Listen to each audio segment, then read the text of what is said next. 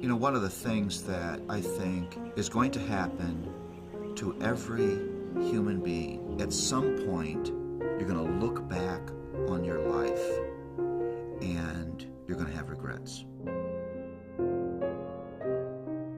The young person lives sort of like an astronaut. You know, you're just every day you're launching into new worlds, and it's a world of possibility. At some point in life, every human being becomes an archaeologist, and you dig into the mound of your existence and you try to make sense out of that, and you realize you are not the person that you wanted to be. There's not a human being, no matter how spiritual, that at some point hasn't been disappointed with God. A horrible accident, a loss of a job, the rebellion of one of our children, physical illness, the disappointment in a friendship, huge financial debt that we never thought, where we're asking the question, what is God doing? My disappointment begins to get revealed by cynicism about life, irritation with circumstances. I begin to flag in my godly habits. I'm not so excited about reading my Bible. I'm not so excited about my small group. I maybe even begin to entertain doubts with God. I may distance myself from the people of God. All of those things that I'm doing are revealing that at some level I'm disappointed with what God has brought into my life.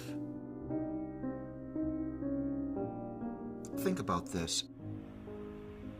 If this life that I'm living now is not a destination, but a preparation for a final destination, then it changes the way I think about what God is doing. We all long for the grace of relief. We all long for the grace of release, because there are hard things that all of us are facing.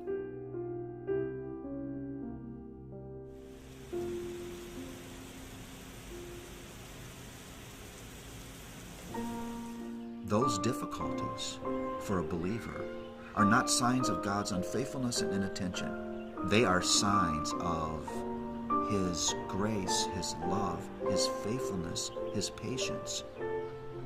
He brings things into my life that I wouldn't have chosen. Here's the principle.